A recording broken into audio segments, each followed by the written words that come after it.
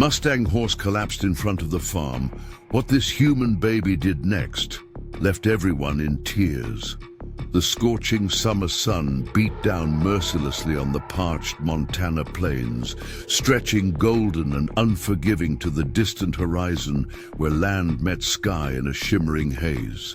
Dust devils danced across the landscape, whirling miniature tornadoes that appeared and disappeared like restless spirits. The thermometer on the Lambert family's weathered porch read 102 degrees, though it felt hotter in the dry, unrelenting heat that had gripped Fallon County for weeks. Inside their modest two-story farmhouse, Abigail Lambert moved methodically around the kitchen, the ceiling fan spinning futilely overhead, barely stirring the oppressive air. Her husband Daniel sat at the worn oak table, calculating figures in a weathered ledger, his forehead creased with worry lines that had deepened over the drought-stricken months. "We might need to sell off more of the herd if this heat doesn't break soon," Daniel said, his voice low as he made another notation. "The western pasture is completely dried out, and we're going through water faster than the well can replenish." Abigail placed a glass of iced tea in front of him, condensation beading on the outside of the glass. "We'll make it through," she said, her weathered hand resting briefly on his shoulder. "We always do." In the adjoining living room, their 4-year-old, daughter Summer, sat cross-legged on a handmade quilt spread across the wooden floor. Around her was an assortment of toy horses arranged in a perfect circle, each one facing inward as if participating in some secret equine council.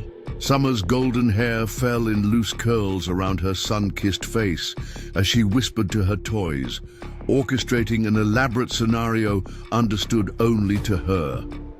Summer had been horse-obsessed since before she could walk.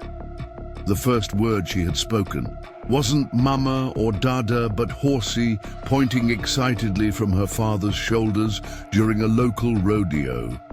Daniel often joked that she must have been born with hay in her hair and horses in her blood. "Summer, sweetie, come have some lunch," Abigail called, setting a plate of sandwiches on the table. "It's too hot to play outside today, but maybe we can check on the new foal later when the sun's lower." Summer didn't respond immediately. She had gone oddly still, her head tilted slightly to one side, listening. The small plastic Mustang in her hand, her favorite toy, a gift from her grandfather, was frozen mid-gallop. "Summer?" Abigail tried again, noticing her daughter's sudden change in demeanor. Slowly, Summer rose to her feet, abandoning her toys as she walked to the front window.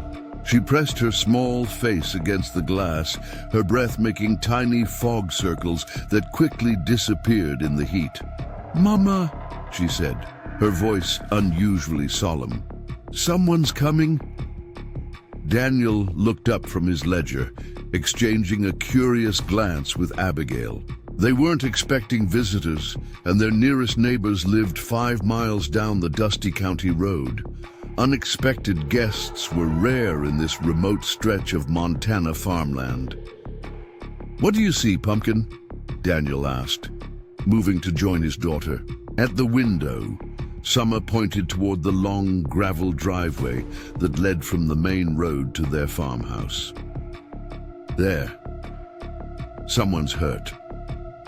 Daniel squinted against the glare, seeing nothing at first but the familiar landscape of their property, the weathered red barn, the corral, the equipment shed, and beyond that the shimmering mirage of heat rising from the ground. Then he caught movement at the edge of their property, where the driveway met the county road, nearly a quarter mile away. "Stay here," he said, already moving toward the door. "Abby, get the first aid kit, just in case." The heat hit Daniel like a physical blow as he stepped onto the porch, the wood planks hot enough to feel through the soles of his boots. He shaded his eyes and focused on the distant figure making its way slowly up their driveway. as he had initially assumed from Summer's warning, but a horse, a Mustang by the look of it, with a distinctive dun coloration and dark mane. The horse moved with obvious difficulty, its head hanging low, each step appearing to require tremendous effort. Daniel's pulse quickened.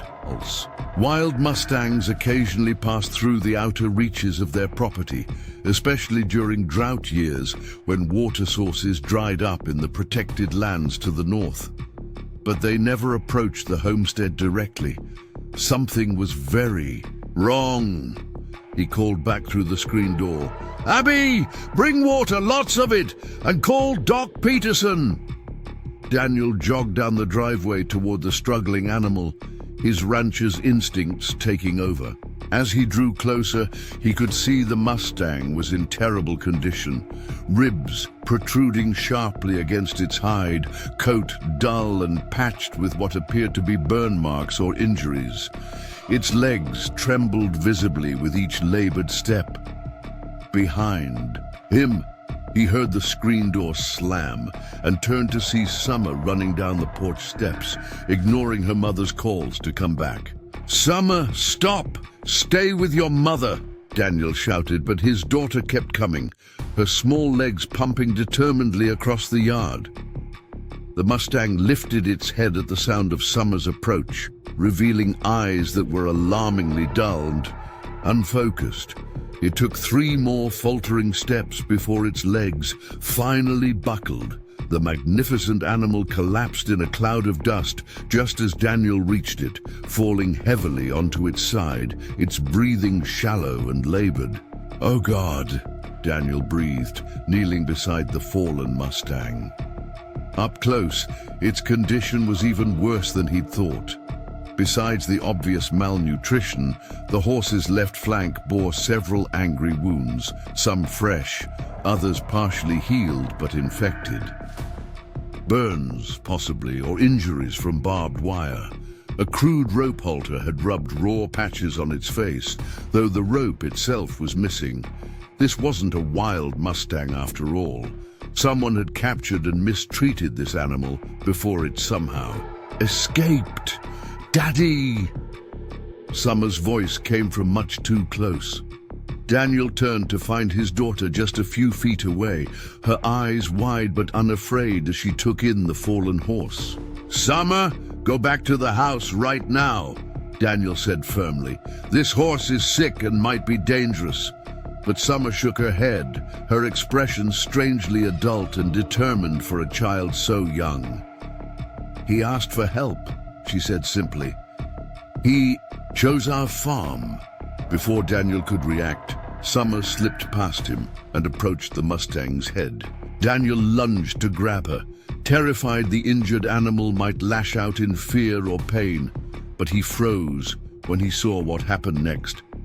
The Mustang, which had been breathing in quick, shallow pants, seemed to calm at Summer's approach. The little girl knelt by its head, completely unafraid, and placed her small palm gently on the horse's cheek. "It's okay," she whispered, stroking the coarse hair with a tenderness that brought an unexpected lump to Daniel's throat. "You're safe now.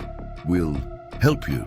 To Daniel's astonishment, the horse's breathing steadied slightly. One ear flicked toward Summer, listening, and the panicked look in its eyes diminished. Its nostrils flared once, taking in her scent, and then, most surprisingly of all, it released a soft, low nicker, almost like a sigh. Abigail arrived, then carrying a bucket of water and the first aid kit, stopping short at the tableau before her, the fallen Mustang, Daniel kneeling in the dust, and Summer intimately communing with the injured animal as if they were old friends. "Summer, be careful," Abigail warned, setting down the water bucket. "We don't know this horse." "His name is Thunder," Summer said confidently, never taking her eyes off the Mustang. Daniel and Abigail exchanged puzzled looks. "Honey, this is a wild horse," Daniel explained gently. "He doesn't have a name." Summer shook her head, still stroking the Mustang's cheek with absolute certainty. "No, Daddy, his name is Thunder. He told me." The barn's cool interior was a blessed relief from the punishing heat outside.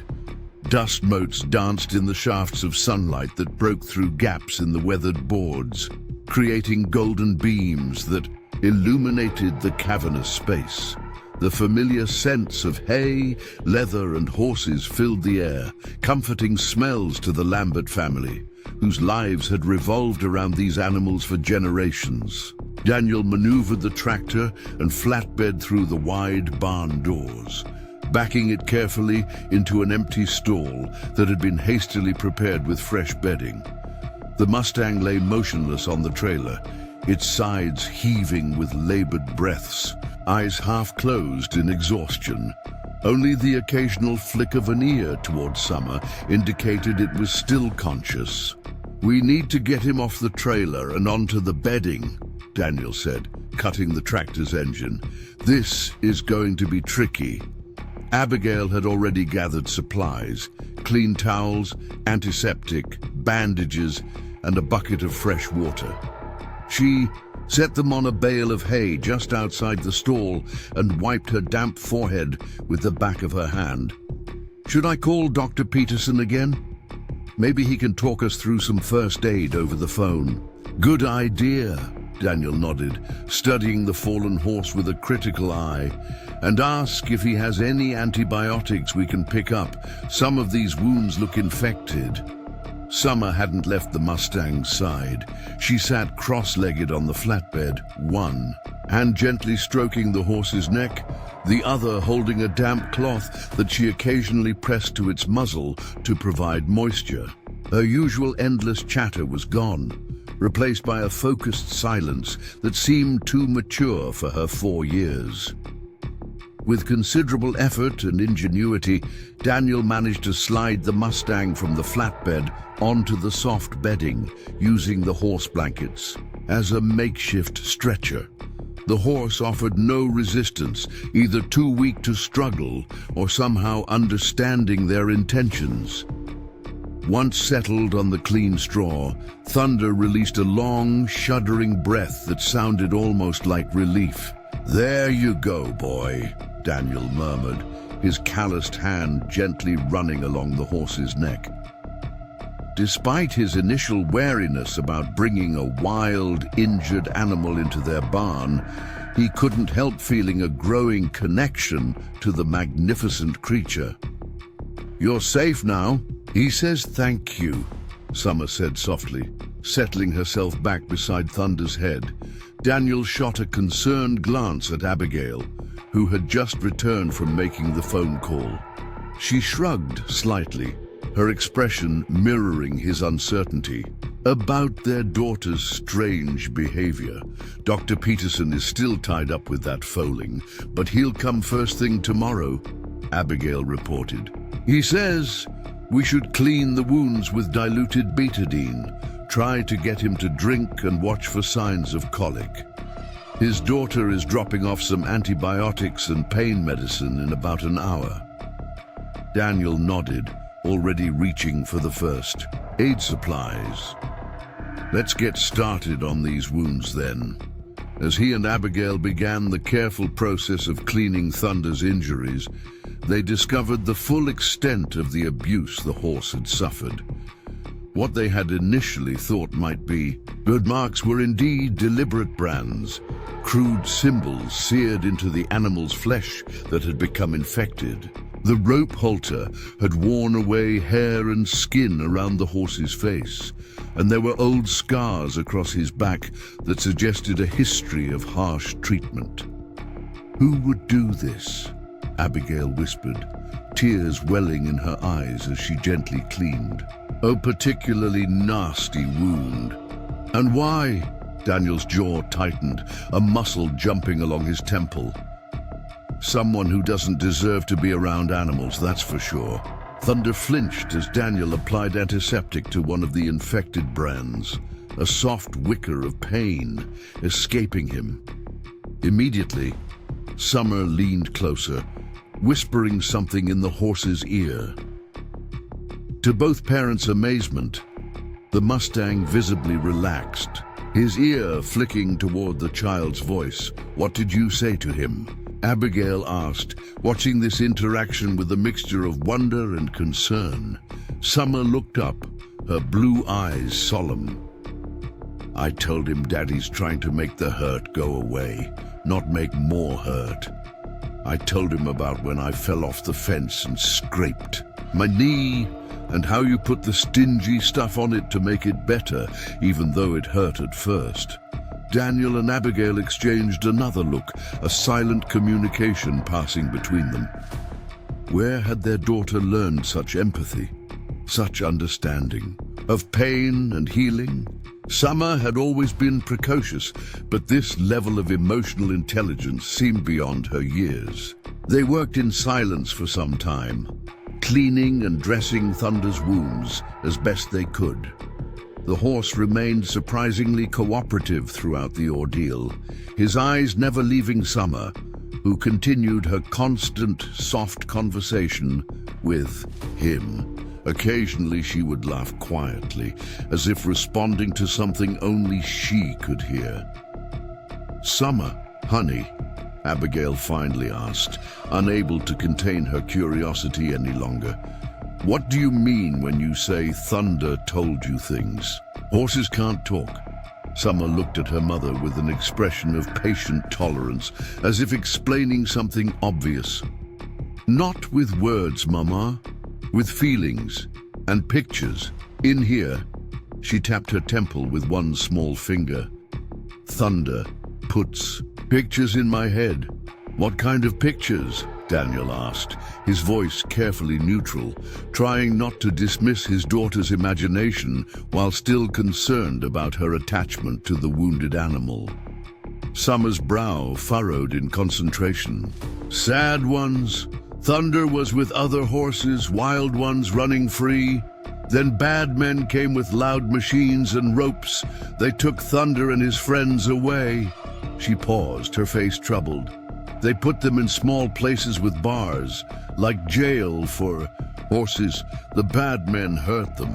Daniel stilled, his hand freezing in the act of applying ointment to Thunder's flank. The scenario Summer described sounded disturbingly like a Mustang roundup, a controversial practice where wild horses were captured from public lands, sometimes using helicopters or other motorized vehicles.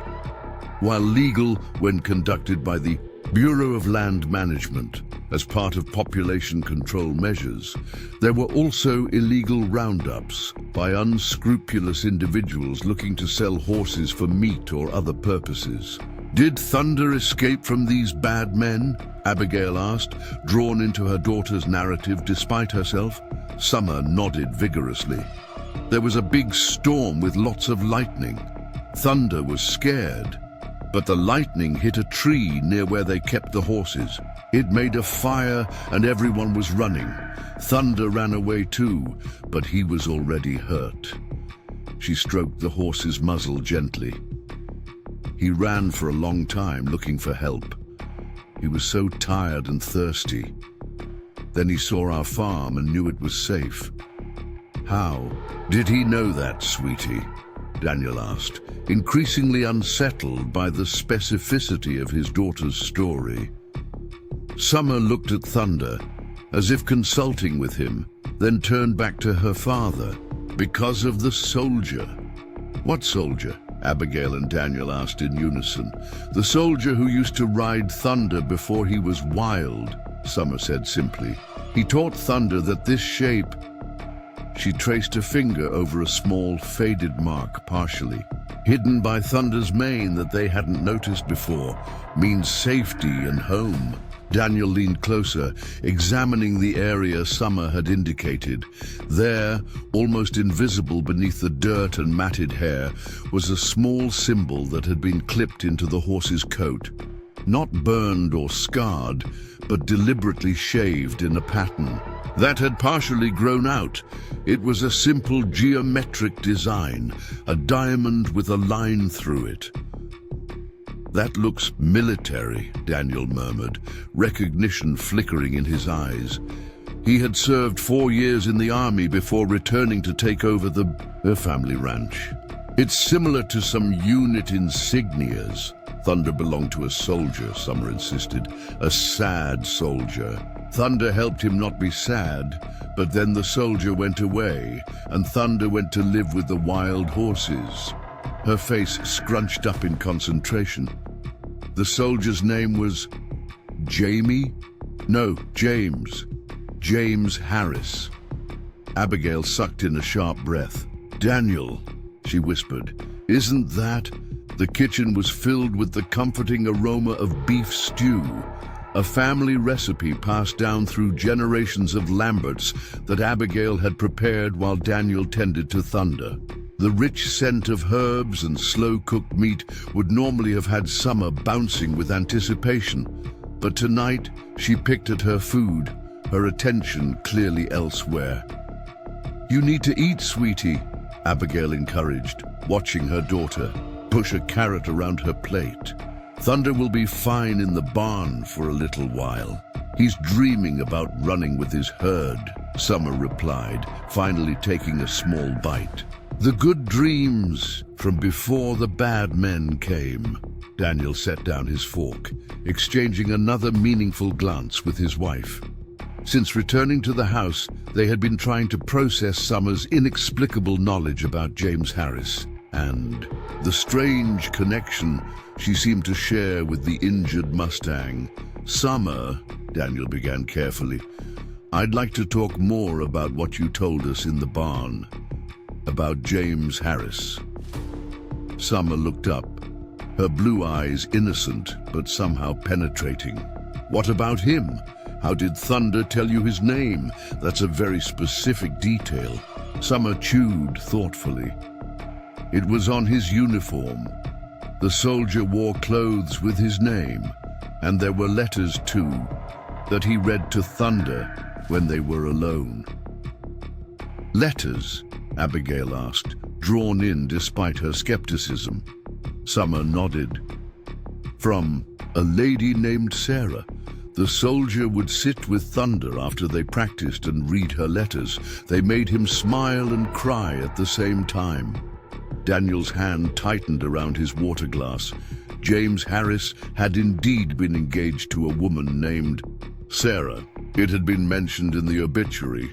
The obituary that had run in the county paper 3 years ago, after James's vehicle hit an IED in Afghanistan. An obituary Summer couldn't possibly have read, given that she'd been barely a year old at the time. Daniel, Abigail whispered, seeing the color drain from her husband's face. James did have a fiancée named Sarah, he confirmed quietly. She was from Idaho, I think. They were planning to get married when he came back from his second tour. Abigail's eyes widened. You couldn't have known that, Summer. How did you... Thunder. You showed me, Summer insisted, her small face scrunched with the frustration of not being believed. He remembers everything about the soldier. They were best friends. The certainty in her voice was unsettling. Daniel pushed back from the table, his appetite gone. I need to make a phone call, he said, moving toward the study where they kept their landline. Cell service was spotty at best in their remote location. In the privacy of the small wood-paneled room, Daniel flipped through an old address book until he found the number he was looking for. It took 3 attempts before someone picked up. Colonel Reynolds, this is Daniel Lambert. Yes, sir, it's been a long time. I'm calling about something unusual. Do you remember James Harris from the mounted unit at Fort Keogh? The conversation lasted nearly 30 minutes, with Daniel asking questions and taking notes, his expression growing increasingly troubled. When he finally returned to the kitchen, Abigail had finished cleaning up, and Summer was sitting at the table drawing pictures of horses with her crayons. That's Thunder, she said without looking up, focusing on a dun-colored horse at the center of her drawing. And that's his soldier friend. She pointed to a stick figure in what appeared to be a uniform, standing beside the horse. Daniel sat down heavily across from his daughter. "Summer, I just spoke with Colonel Reynolds, who was James Harris's commanding officer. He confirmed something interesting." He paused, choosing his words carefully. James was part of a special program that paired veterans with horses as a form of therapy for PTSD. He worked with a Mustang that was captured from one of the local wild herds. Abigail leaned forward, her eyes never leaving Daniel's face. "And the horse's military designation was T7, but James nicknamed him Thunder because of how fearless he was during a training exercise when a storm broke out." Daniel swallowed hard. After James was deployed the second time, the program was discontinued. Some of the horses were adopted out, but a few, including Thunder, were released back into wild herds as part of a BLM study. Summer looked up from her drawing, unsurprised. "I told you his name was Thunder." "There's more," Daniel continued, his voice strained. "Colonel Reynolds said the horses in the program were given special identifying marks, unit insignias clipped into their coats. The mark for James's unit was a diamond with a line through it, representing a mountain with a river running through it." Abigail gasped softly. "The mark Summer showed us on Thunder's neck." Daniel nodded, running a hand through his hair in agitation. "Reynolds is almost certain our horse is the same Thunder that worked with James. The timing, the description, the marking, it all fits." "But how would he end up here?" Abigail asked. "And how would Summer know all these details?" Daniel had no answer, but Summer didn't hesitate. "I told you already, Thunder was looking for a safe place after he escaped the bad men. He remembered what the soldier told him about this farm." "What bad men, Summer?" Daniel pressed. "You keep mentioning them." Summer's crayon stopped moving. "The ones who took Thunder and the other wild horses. They put them in metal cages on trucks. They were going to take them across the big water to be turned into food." Her voice dropped to a whisper. "They hurt the horses who tried to fight back. They burned marks into them to show who owns them." Daniel felt his blood run cold. Summer was describing horse slaughter operations, illegal in the United States, but still practiced in some countries. Occasionally, unscrupulous individuals would round up wild horses and smuggle them out of the country for this purpose. It was a dirty secret of the American West, one that a 4-year-old should have no knowledge of. "Summer, honey," Abigail began cautiously, "how do you know about people taking horses for food?" "Thunder showed me," Summer repeated stubbornly. "The bad men caught him after he'd been wild for a long time. They caught lots of horses. They were going to put them on a big ship, but then the storm came." She returned to her drawing, adding dark storm clouds above the horses. "Thunder ran for 3 days. He was looking for someone good to help him, like his soldier friend taught him to do." Daniel spread his hands, helplessly looking at Abigail. There was no rational explanation for how their daughter knew these details. Yet everything she said aligned perfectly with what Colonel Reynolds had told him, and with the physical evidence of Thunder's condition. "I need to go check on him," Summer announced suddenly, sliding off her chair. "He's waking up, and he's scared because it's a new place." "Hold on," Abigail said, catching her daughter's arm gently. "It's getting late and you need your bath before bed." Summer's face set in a stubborn expression they rarely saw. "Thunder needs me. He's alone and hurt and scared. Would you leave me alone if I was hurt and scared?" Abigail sighed, recognizing the impossible battle. "All right, we'll all go check on him quickly, then bath and bed, no arguments." The evening had brought a slight cooling. though the air remained heavy with unspent heat as they crossed the yard to the barn. The first stars were appearing in the darkening sky, and crickets had begun their nightly chorus from the fields beyond the farmhouse. Inside the barn, the temperature was more comfortable. They found Thunder awake but calm. His position slightly shifted from where they had left him. His eyes brightened visibly when he saw Summer, his ears pricking forward in what looked remarkably like recognition and welcome. "See?" He was worried, Summer said, slipping immediately to the horse's side and placing her small hand on his neck. "But he's feeling better now. The medicine is helping." Daniel checked the horse's vital signs while Abigail refreshed his water bucket. Thunder's pulse was stronger, his breathing more regular. The cool compresses they had applied to the infected wounds seemed to be reducing the swelling, and he had apparently consumed some of the bran mash they had left for him. "He does look better," Daniel admitted, genuinely surprised at the improvement. "In just a few hours. Most horses in Thunder's condition would have taken days to show such positive changes. He wants to get better fast," Summer explained, as if it were the most obvious thing in the world. "He has something important to show us." "What does he want to show us?" Abigail asked, unable to help herself. Summer closed her eyes briefly, as if listening to something only she could hear. "It's about the other horses, the ones still with the bad men." Her eyes opened, suddenly filled with urgency. "They need help too. Thunder got away, but the others didn't." Daniel felt the hairs rise on the back of his neck. "Summer, did Thunder show you where these other horses are?" Summer nodded solemnly. "In a place with lots of old buildings.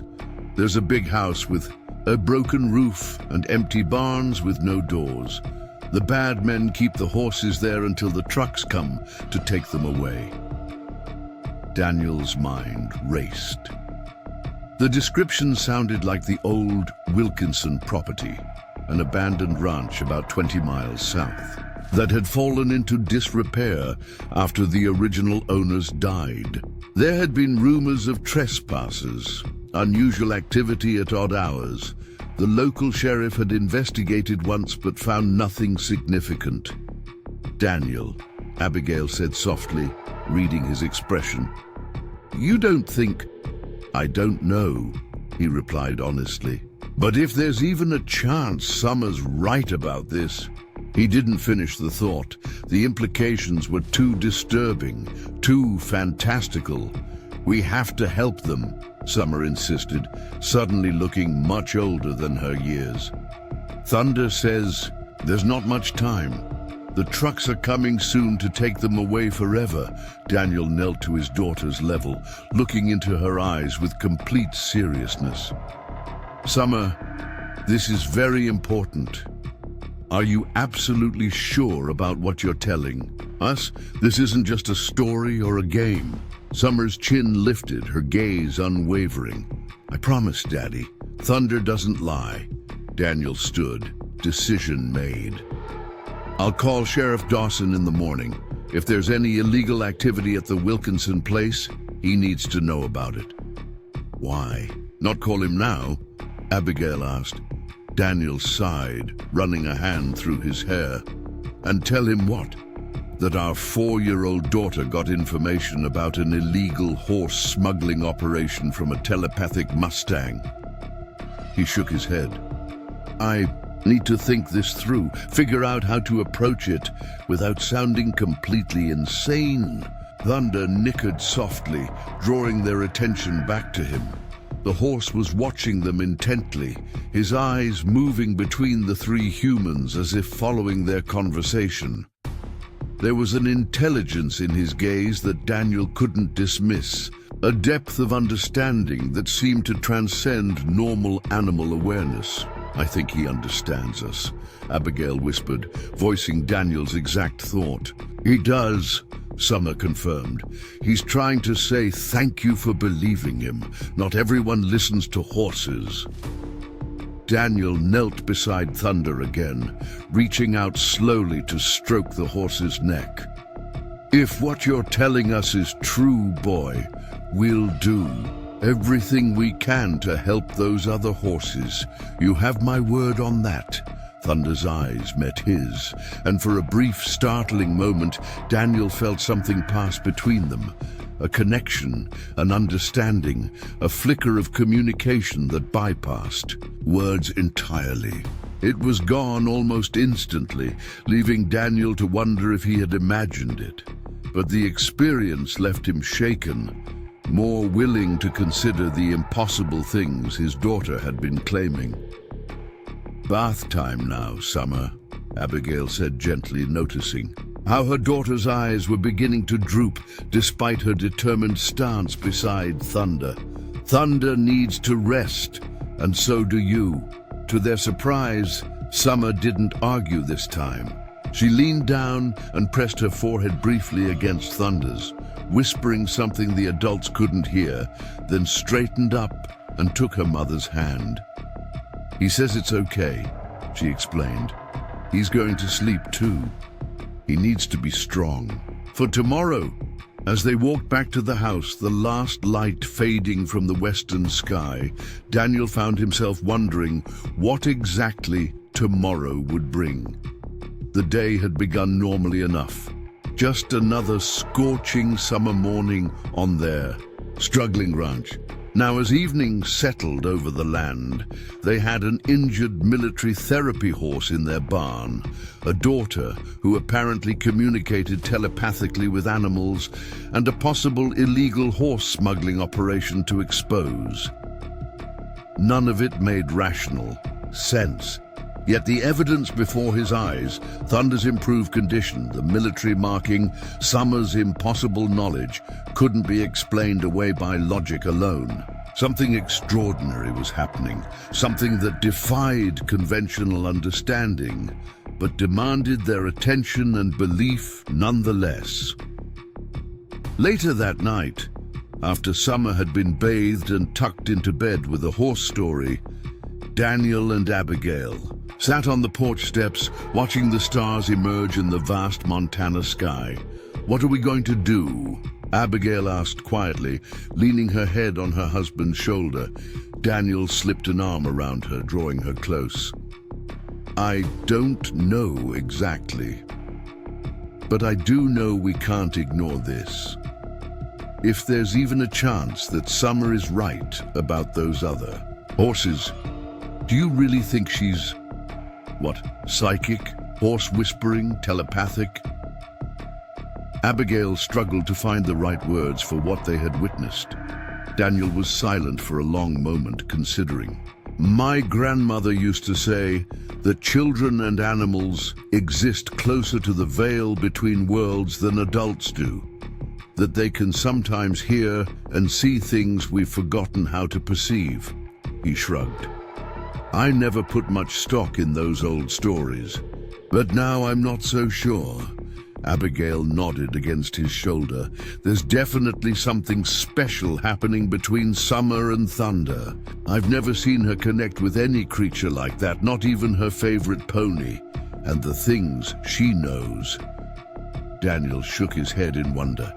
"James Harris, Sarah, the military program. There's no way she could have that information. It has to be coming from somewhere, or someone." They sat in companionable silence, contemplating the mystery that had literally collapsed on their doorstep. In the distance, a coyote called, its lonely howl echoing across the plains. Another answered from further away, a wild conversation. In the darkness, "Whatever's happening," Daniel finally said, "I think we're meant to be part of it. Thunder came to us for a reason. Summer is connected to him for a reason. Now we just have to figure out what we're supposed to do next." Abigail squeezed his hand. "We'll start by helping those other horses, if they really exist. Then we'll take it one day at a time." In the barn, Thunder dozed fitfully, his dreams filled with running herds, the soldier who had been his friend, and the terrified eyes of the horses he had left behind. But there was a new element to his dreams now, a small girl with golden hair and a pure heart who somehow understood everything he needed to say. With that comforting presence in his mind, he finally sank into a deeper healing sleep, gathering strength for the challenges that lay ahead. And in her bedroom, Summer Lambert dreamed of galloping across open plains, the wind in her hair connected to a magnificent dun Mustang who ran without pain or fear. In her dream, they were racing to save others, to right wrongs, to bring justice. It was a big dream for such a small child, but in the mysterious connection that had formed between girl and horse, age and size meant nothing, only heart mattered. And of that they both had plenty to spare. Morning arrived with the first tentative calls of meadowlarks in the fields, and a sky painted in pink and gold. Daniel had slept fitfully, his dreams troubled by images of wild horses, running in terror, and a soldier's face he could barely remember. He rose before dawn, pulling on his work clothes in the dim light to avoid waking Abigail. The kitchen floor creaked beneath his boots as he made coffee, the familiar routine providing a comforting contrast to the strange circumstances they now found themselves in. Cup in hand, he stepped onto the porch, breathing in the cool morning air that would soon give way to another scorching day. His gaze drifted toward the barn, where their unexpected guest rested. What was he supposed to do about Thunder and the impossible story Summer had shared? As a practical man who had spent his life working with his hands and dealing in concrete realities, Daniel struggled to reconcile what his mind told him couldn't be possible with what his eyes and ears had witnessed. The soft squeak of the screen door interrupted his thoughts. He turned, expecting Abigail, but instead found Summer padding out in her pajamas and cowboy boots, her hair tousled from sleep. "You're up early, Pumpkin," he said, surprised. Summer was many things, but an early riser wasn't usually one of them. "Thunder's awake," she explained simply, already moving down the porch steps. "He feels better today." Daniel caught up to his daughter in a few long strides, taking her small hand in his. "Let's go see him together, shall we?" The air in the barn was cool and sweet with the scent of hay as they stepped inside. Soft nickering came from the family's other horses, eager for their morning feed. But it was to the temporary stall that Summer headed directly, her steps quickening with purpose. Thunder was indeed awake, and to Daniel's amazement, the Mustang was standing. Somewhat unsteadily, yes, with his weight favoring his uninjured side, but standing nonetheless. It was a remarkable improvement for an animal that had collapsed from exhaustion and injury just yesterday. "Good morning, Thunder," Summer greeted the horse as if speaking to an old friend. "I told Daddy you were feeling better." Thunder nickered softly, lowering his head to Summer's level. The gesture struck Daniel as oddly human, deliberate, thoughtful, communicative. The horse's eyes, which had been dull with pain yesterday, were clearer now, alert and intelligent as they moved from Summer to Daniel. "He likes you," Summer informed her father. "He says you have kind hands, like his soldier friend." Daniel felt that same unsettling sensation he'd experienced the night before, a prickling awareness that he was in the presence of something that defied conventional understanding. "Does he now?" he replied, trying to keep his tone light despite the goosebumps rising on his arms. Summer nodded solemnly. "He says thank you for believing him. Most humans don't listen." Daniel approached the Mustang cautiously, professional instinct taking over as he assessed the animal's condition. The infected wounds looked significantly better, less swollen, less angry. Thunder's coat, though still dull from malnutrition, had lost some of its matted appearance thanks to Abigail's gentle grooming the evening before. "You are doing better," Daniel murmured, carefully checking the bandages. "I wouldn't have thought it possible so quickly." "He's trying really hard," Summer explained, stroking Thunder's neck, "because of the other horses. They need help soon." The mention of other horses brought Daniel back to the troubling information Summer had shared last night, the alleged horse smuggling operation at the old Wilkinson place. If there was any truth to it, those animals could be suffering terribly. "Summer," he began carefully, "can you ask Thunder more about where the other horses are? We need details if we're going to help them." Summer's face took on that now familiar expression of concentration. Her head tilted slightly, as if listening to words only she could hear. After a moment she nodded. "There are 12 horses," she said. "They're in the old barns with the broken walls. The bad men put boards over the windows so nobody can see inside. There are 3 bad men. They have guns." She paused, her brow furrowing. "Thunder says they're leaving tonight. A big truck is coming when it gets dark." Daniel felt his heart rate quicken. The specificity of the details was unnerving.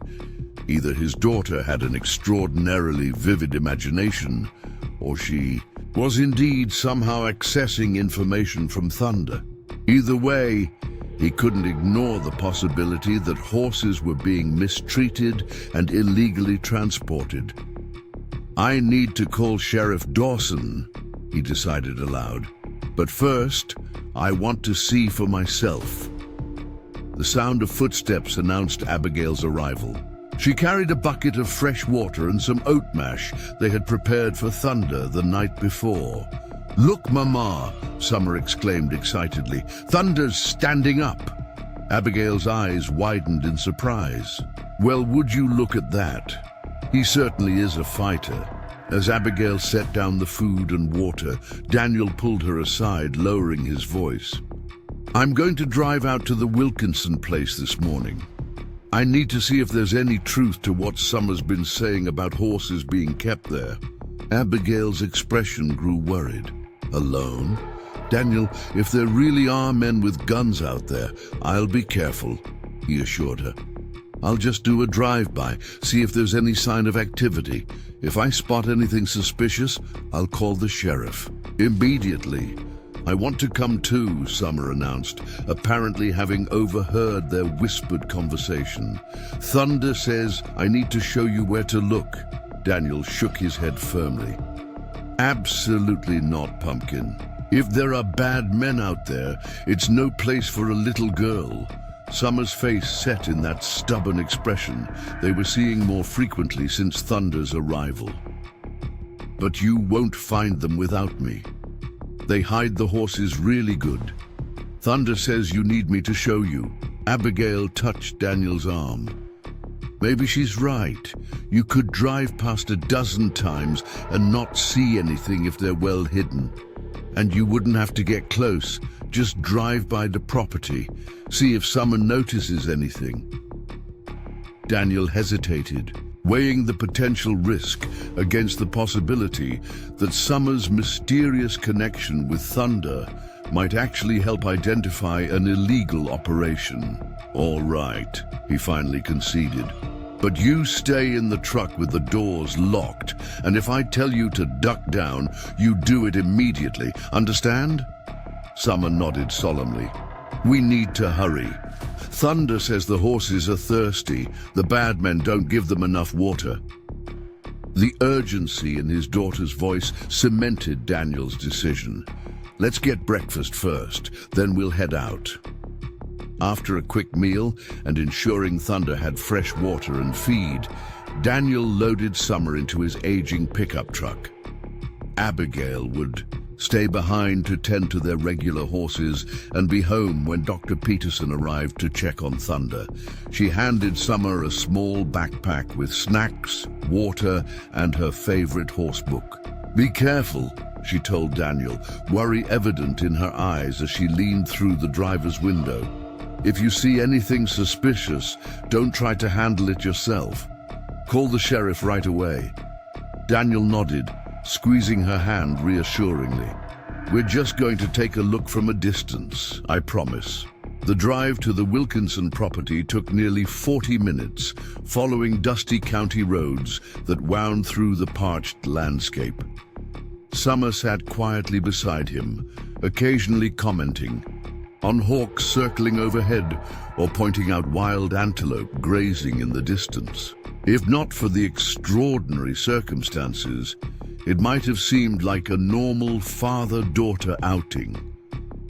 As they approached the area where the Wilkinson ranch was located, Daniel slowed the truck. "Okay, Summer, we're getting close. Keep your eyes open and tell me if you see anything that looks like what Thunder showed you." Summer nodded, suddenly alert as she scanned the passing landscape. They drove another mile before she suddenly pointed to an unmarked dirt road nearly hidden by overgrown sagebrush. "There! That's the way to the hidden place." Daniel slowed, but didn't turn. The road Summer indicated wasn't the main entrance to the Wilkinson property, which lay another half-mile ahead, but an old service road that cut through the back acres of the property. "Are you sure, honey?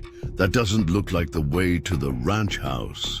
"The bad men don't use the big road," Summer explained with the patient tone of someone stating the obvious. "They use the secret road, so people can't see the trucks." Daniel felt that chill again, the unnerving sense that his daughter knew things she couldn't possibly know. He drove past the turnoff, continuing toward the main entrance to maintain the appearance of just passing through. As they approached the long-abandoned main driveway, he caught a glimpse of the old Wilkinson house in the distance, a once grand ranch house now falling into disrepair. Its roof partially collapsed at one end, just as Summer had described. "Let's go around another way," he decided, making a wide loop that would bring them back toward the unmarked road without appearing suspicious. "We'll drive by slowly, but we won't stop, okay?" Summer agreed, her small face solemn with purpose. 20 minutes later, they approached the hidden turnoff from a different direction. Daniel slowed the truck to a crawl, both of them scanning the property visible through the trees and brush. "There," Summer whispered suddenly, pointing to a distant structure barely visible from the road. "That's where they keep the horses." Daniel squinted, following her gesture. About a quarter-mile from the road stood an old equipment barn, its weathered boards blending almost perfectly with the surrounding landscape. To an ordinary passerby, it would look like just another abandoned outbuilding on a defunct ranch. But now that Summer had pointed it out, Daniel noticed subtle signs of recent activity: tire tracks in the dirt, a padlock on the door that glinted too brightly to be old, boards over the windows that weren't weathered like the rest of the structure. "Good eye, Pumpkin," he murmured, both impressed and disturbed by his daughter's accuracy. He continued driving, slowly, not wanting to attract attention if anyone was watching. "Do you see anything else?" Summer's gaze remained fixed on the property as they passed. "There's another barn behind the trees, and a small house where the bad men sleep." She pointed to a copse of cottonwoods that partially hid another structure from view. As they drove past, Daniel caught a glimpse of movement near the building. Summer had indicated a man in a dark shirt stepping outside, looking in their direction with obvious suspicion. Daniel casually accelerated, making it appear they were just passing through. "Duck down a bit, Summer. he said quietly, his protective instincts on high alert. Let's pretend we're just out for a drive. Once they were well past the property, Daniel pulled over at a scenic viewpoint that overlooked a small canyon, making it appear they had stopped to enjoy the view. In reality, he needed to think and plan their next move. "Did you see the man, Daddy?" Summer asked, her voice hushed, as if they might be overheard even at this distance. Daniel nodded grimly. "I did. And I think you might be right about the horses, too. That barn looked suspicious." He pulled out his cell phone, checking for service. 1 bar, not great, but enough to make a call. "I'm going to contact Sheriff Dawson now." The conversation with the sheriff was challenging. How could Daniel explain his suspicions without mentioning that his information came from his daughter's alleged telepathic communication with a horse? In the end, he fabricated a story about spotting unusual activity while driving past the abandoned property, emphasizing the fresh tire tracks, new padlocks, and the suspicious man. Sheriff Dawson sounded skeptical but not dismissive. "The Wilkinson place has been abandoned for years. Could be squatters, could be teenagers using it as a hangout." He paused. "But I've had reports of unusual truck activity in that area at night. Might be worth checking out. I'll send a deputy to drive by this afternoon." "I think it should be sooner," Daniel pressed, careful not to sound too urgent without explanation. "If there's illegal activity going on, they might be moving on soon." "Is there something you're not telling me, Daniel?" Dawson asked, his tone sharpening with suspicion. Daniel hesitated. "Just a feeling. Hunter's instinct, maybe. Something doesn't seem right out there." The sheriff sighed audibly. "All right, I trust your judgment. I'll head out there myself in about an hour. But Daniel, stay away from there in the meantime. If there is something illegal going on, these could be dangerous people." "Understood." Daniel agreed, relieved that the sheriff was taking him seriously. "We're heading straight home now." As he ended the call, Daniel noticed Summer watching him with an expression far too serious for a 4-year-old. "The sheriff's going to check it out this afternoon," he told her, starting the truck. "We've done what we can for now." "It will be too late," Summer said quietly.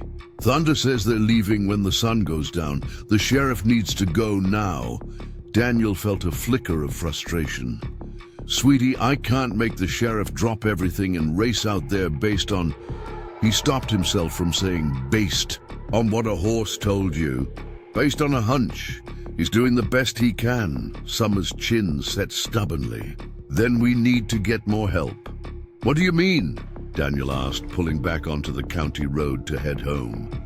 "Thunder says we need Sarah." Daniel nearly swerved the truck in surprise. "Sarah? James Harris's fiancée?" Summer nodded. "She lives near here now. She has pictures of the bad men. She's been looking for them too, because they stole her horses after the soldier died." Daniel's mind raced. Was it possible that Sarah had moved to the area after James's death? That she somehow had information about horse thieves? It seemed far-fetched, yet everything else Summer had learned from Thunder had proven accurate so far. "Do you know where Sarah lives?" Daniel asked, his voice carefully neutral. Summer nodded with that eerie confidence. "In the town with the big silver water tower, in a yellow house with lots of flowers." Thunder saw it in the soldier's mind when he read her letters. The description matched Clearwater, a small town about 20 miles east of their ranch. The water tower was indeed silver, a landmark visible for miles around, but a yellow house with flowers could be anywhere. "That's not much to go on, Pumpkin," Daniel said gently. Her last name is Miller now, Summer added. She got married again, but she still has pictures of the soldier and thunder in her house. And she works at the place where animals get better. A veterinary clinic. There was only one in Clearwater as far as Daniel knew. Could Sarah have remarried, changed her name to Miller, and now work at the local vet's office? It seemed both impossibly specific and frustratingly vague. As they drove home, Daniel wrestled with his next steps. Sheriff Dawson was going to investigate. But if Summer was right about the timing, it might indeed be too late. And the mention of Sarah Miller added another layer to the already bizarre situation. When they arrived back at the ranch, Abigail was waiting anxiously on the porch. Dr. Peterson's truck was parked nearby, indicating he had arrived to check on Thunder. "What did you find?" Abigail asked as they approached. "Summer was right," Daniel replied quietly, still processing everything they had seen. "There's definitely something suspicious happening at the Wilkinson place. I called Sheriff Dawson, and he's going to investigate this afternoon." "Thunder says that's too late," Summer interjected, already heading toward the barn to check on her equine friend. Daniel and Abigail followed her inside, where they found Dr. Peterson completing his examination of Thunder. The veterinarian looked up in surprise. "I have to say this is remarkable," he said, gesturing to the Mustang. "Given his condition yesterday, I wouldn't have expected him to be standing, let alone showing such improvement in his wounds. Whatever you're doing, keep it up. It's Summer," Abigail explained with a small smile. "She has a special way with him." As if confirming this, Thunder nickered softly when Summer approached, lowering his head to receive her gentle pats. The little girl immediately began whispering to him, apparently filling him in on their morning excursion. "There's something else," Daniel said to Abigail, keeping his voice low. Doctor Peterson stared at Summer with undisguised astonishment, glancing between the child, her parents, and the recovering Mustang. The examination tools in his hands momentarily forgotten, he cleared his throat. "I'm sorry, did you say Sarah Miller? Could help save horses? What exactly's going on here?" Daniel hesitated, suddenly realizing how outlandish the entire situation would sound to an outsider. He exchanged a quick look with Abigail, who gave a slight nod of encouragement. "It's complicated, Doc," Daniel began cautiously. "But we have reason to believe there's an illegal horse smuggling operation happening at the old Wilkinson property. We just drove by and saw suspicious activity, locked barns, men who seemed to be guarding the place." Dr. Peterson's expression shifted from confusion to concern. "Horse smuggling for slaughter?" He glanced at Summer, clearly uncomfortable discussing such matters in front of a child. "Thunder says they hurt horses," Summer said matter-of-factly, still stroking the Mustang's neck. "They caught him and his friends, but he escaped during the storm. The other horses are still there, and they're leaving tonight." Dr. Peterson blinked rapidly, processing Summer's words. "And you think Sarah Miller knows something about this?" "Thunder says she does," Summer insisted. "She lost horses too." The veterinarian sat heavily on a nearby bale of hay, removing his glasses to rub the bridge of his nose. "This is a lot to take in, but..." He hesitated, then continued, "Sarah did lose some valuable horses about 8 months ago. Theft. They were never recovered. She was devastated. They were therapy. Horses she used with veterans, a program she started after her fiancé died." Daniel felt a chill run through him, another confirmation of Summer's impossible knowledge. "How well do you know Sarah?" "Well enough. She's one of the best vet techs I've worked with. Has a real way with difficult animals, especially horses." Dr. Peterson looked at Thunder thoughtfully. She mentioned once that her fiancé was in a special military program with horses before his final deployment. Said it changed his life. Can you call her? Abigail asked, placing a protective hand on Summer's shoulder. Ask her to come out here. It might be easier to explain in person. Dr. Peterson replaced his glasses, nodding slowly. I can try. She should be at the clinic today. He pulled out his phone and stepped outside the barn for privacy. Summer looked up at her parents, her expression eerily adult. Thunder says time is running out. The bad men are already packing things. Daniel knelt to his daughter's level. We're doing everything we can, sweetie. The sheriff is going to check it out, and now we're trying to reach Sarah. You've done a wonderful job helping Thunder. Summer shook her head stubbornly. It's not enough. Thunder is afraid for his friends. As if understanding her words, the Mustang nickered softly, nudging Summer's shoulder with his muzzle. The interaction between them continued to unnerve Daniel. There was something unquestionably deliberate about the horse's gestures, a level of communication that seemed to transcend normal animal behavior. Dr. Peterson returned, his expression brightened slightly. Sarah's coming. I didn't tell her much, just that we have an unusual Mustang with possible military connections and that it might relate to her stolen horses. She sounded intrigued. How long? Daniel asked. About 30 minutes. She's finishing up with a patient first. The wait was tense, filled with Summer's whispered conversations with Thunder and Daniel's growing sense of urgency.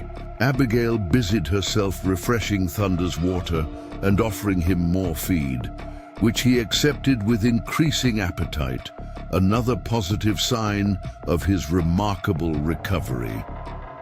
Dr. Peterson used the time to complete his examination, making notes and preparing medications. His improvement is truly extraordinary, he commented. I've never seen an animal bounce back this quickly from such severe injuries and exhaustion. Most horses would take weeks to show this kind of progress. He has a special purpose, Summer said, simply overhearing the comment. He needs to save his friends. The sound of tires on gravel announced a vehicle approaching the ranch. Abigail peered out the barn door. That must be her. A moment later, a woman appeared in the doorway. She was in her early 30s with honey blonde hair pulled back in a practical ponytail and intelligent eyes that immediately scanned the barn interior before settling on Thunder. She wore jeans and a blue clinic shirt with Clearwater Animal Hospital embroidered on the pocket. Sarah, thanks for coming, Dr. Peterson greeted her. This is Daniel and Abigail Lambert and their daughter, Summer. Sarah Miller nodded politely to the adults, but her attention was clearly captured by the Mustang. She approached slowly, her movements fluid and confident, the practiced ease of someone who had spent a lifetime around horses. Where did you find him? She asked, her voice soft but clear. He found us, Summer answered before her parents could speak. He collapsed in our driveway yesterday. He was running from the bad men. Sarah looked at the child curiously, then back at Thunder, who had gone very still, his eyes fixed on the newcomer with an intensity that was almost human. She stopped a few feet away, allowing the horse to assess her. May I? She asked Daniel, gesturing toward Thunder. Daniel nodded. He's been through a lot, but he seems remarkably calm with people, especially Summer. Sarah stepped closer, extending her hand palm up in greeting. Thunder stretched his neck forward, nostrils flaring as he took in her scent. Then, to everyone's surprise, he nickered softly and pressed his muzzle against her palm. Hello there, Sarah murmured, her professional demeanor momentarily cracking to reveal deep emotion. "You've had quite a journey, haven't you?" She examined him carefully, noting the healing wounds, the brand marks, the military symbols still visible beneath his mane. Her hands moved with gentle expertise, checking his condition while providing reassuring touches. "There's something familiar about him," she said quietly, her brow furrowed in concentration. "Something in his eyes." "His name is Thunder," Summer offered, watching Sarah closely. "He was your soldier's special horse." Sarah's hands froze on Thunder's neck. She turned slowly to look at Summer, her face suddenly pale. "What did you say?"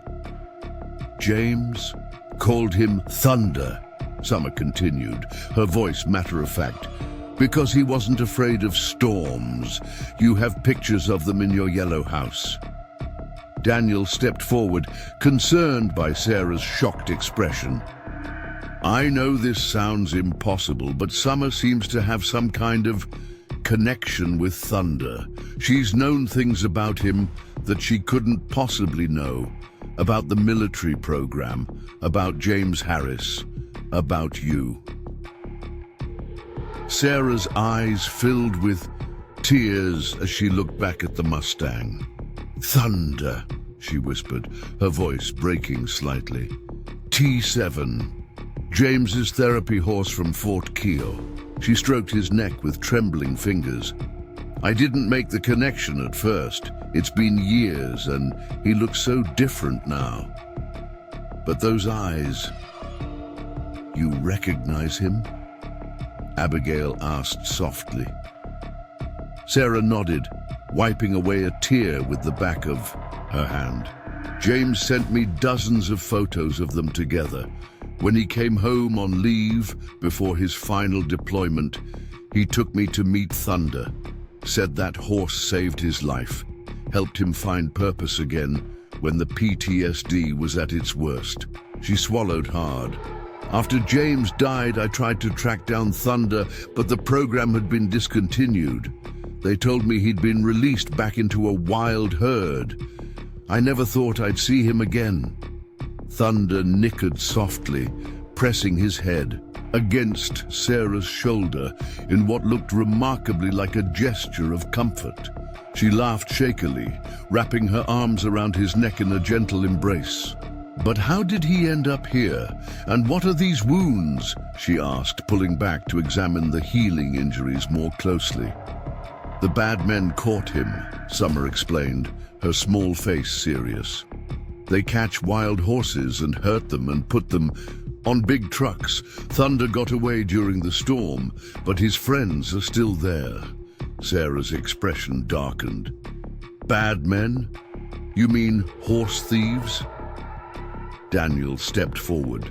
"We believe there's an illegal horse smuggling operation at the abandoned Wilkinson property.